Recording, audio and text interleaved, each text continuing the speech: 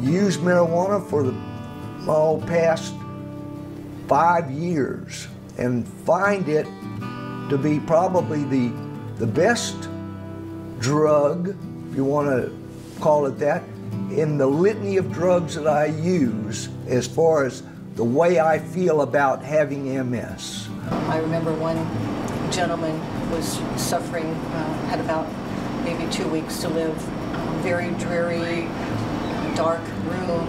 He wasn't eating, gotten down to 82 pounds, and they brought in Brownie for him, and it was unbelievable. In about half an hour, he opened his eyes and said, "Where's the pizza?" If this were something that we just discovered in the Amazon, you know, everybody would be knocking doors down to do clinical trials to investigate its potential, because it is quite an amazing medicine.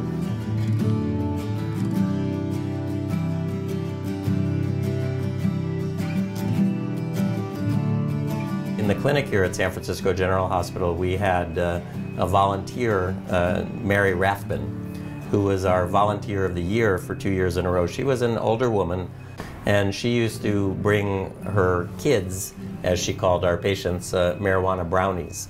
This was at a time when we didn't have any effective therapies for HIV/AIDS, and many people were dying of the so-called wasting syndrome.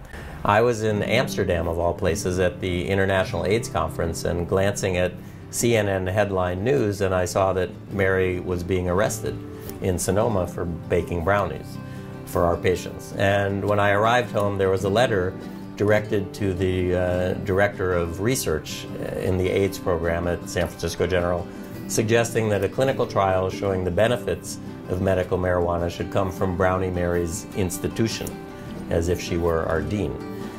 But, you know, I picked up the gauntlet and decided, well, that's a good idea. I worked as a clinical consultant for the elderly. I have a board certification in geriatrics, and also worked for the past 25 years with hospice, helping with pain management. And that's where my passion began.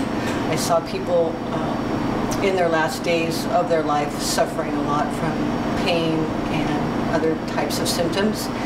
And they usually had so many narcotic analgesics that they were definitely not even lucid and really couldn't have a good quality of life before they passed away. And so many people asked about marijuana, how they could get it, and so usually I had to tell them, this is 15 years ago, that 20 years ago, that they need to talk with their friends' children or adolescents, and they could probably help them. Unfortunately, there was no way to find out what it was or what type of cannabis they were using. But the results of using cannabis were just dramatic. My eyes shake because of the MS, which I had at that time, unbeknownst to me, because I hadn't been diagnosed at that time. But my eyes were shaking, and if I'd smoked marijuana, it slowed down my shaking eye and I could study. And so I got through junior college well enough to be accepted at Texas A&M. That and the fact I played a little football. When I left Texas A&M and got into the industry as an engineer, I quit smoking marijuana altogether. I was a coat and tie every day at work. Came out here in about 1980, 81, and began designing offshore platforms when my balance continued to get worse out here in California. And because my job required that I climb the derricks, my balance was a major issue safety-wise. Through that scenario, I was diagnosed with MS at about 1982, 1981. Cannabis, the plant, has a number of active compounds called cannabinoids, and they belong to a family of 21 carbon chemicals that all have biologic activity. We believe that there are about 70 or 80 different cannabinoids in marijuana. And what investigators found in the 1970s and 80s was that we have receptors in our body, CB1 and CB2, that complex with these cannabinoids from the plants. Now, why would we, and all other animal species, mind you, have these CB1 receptors? It's not because we're meant to smoke marijuana. What we find out is that we have our own circulating cannabinoid chemicals in our body that don't come from the plant. They're generally produced on demand, and they complex with the receptor, and they cause biological action. We're working on a product now in a lollipop or lozenge form that's high in delta 8 THC instead of delta 9. And when we were extracting, we came up with that and said, you know, what is delta 8? And we found that delta 8 is about 50% as potent as THC, so it causes less of the euphoric effects, but it's 200 times more potent in helping with nausea and vomiting. So it's a great product for our patients undergoing chemotherapy. I think most of the interest now is on another cannabinoid called cannabidiol, otherwise known as CBD. This cannabinoid seems to have really potent anti-inflammatory and anti-pain activity without having a psychological effect or without producing a high. And as an oncologist, there's hardly a cancer patient that I see for whom I don't recommend cannabis, because these are patients, especially those who are undergoing chemotherapy, who benefit from anti-nausea, increased appetite. We have many, many other anti-nausea drugs, but cannabis is the only drug that also increases appetite. And we know it decreases pain, again, especially in conjunction with opioids, helps people sleep better, and it decreases depression.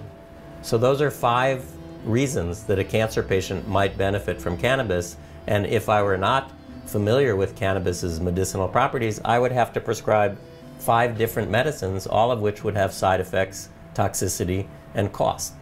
I'm probably under the care of 8 drugs right now, injections and oral tablets, and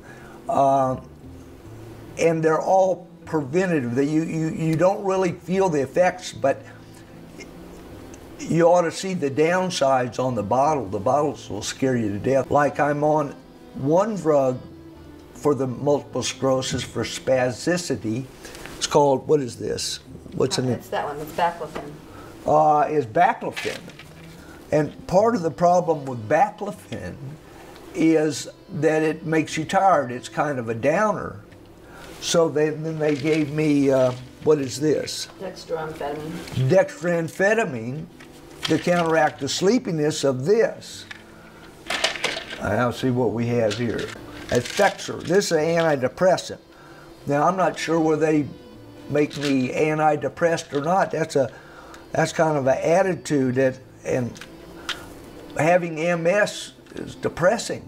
But I can say one thing, of all the drugs that I do take, the only one that really seems to affect my day-to-day attitude and point of view is marijuana.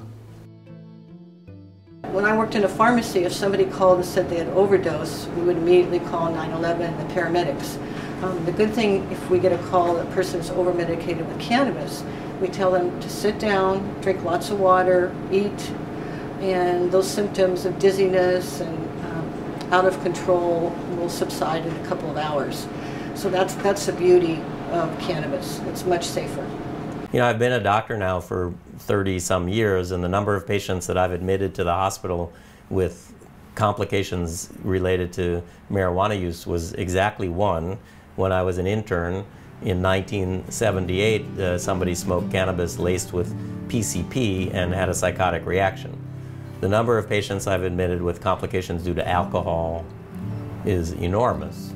So, you know, I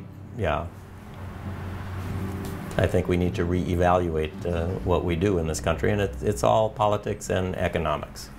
The nose of the camel is already in the tent, and it's because of videos like this and questions being asked about this drug, how it's utilized, how it affects just the 9 to 5 of my day. The biggest thing that we can do is work towards changing the schedule of cannabis out of a Schedule 1. Schedule 1 obviously says there's no medicinal value, and we all know doctors, physicians, researchers, pharmacists, patients know that there is incredible medicinal value.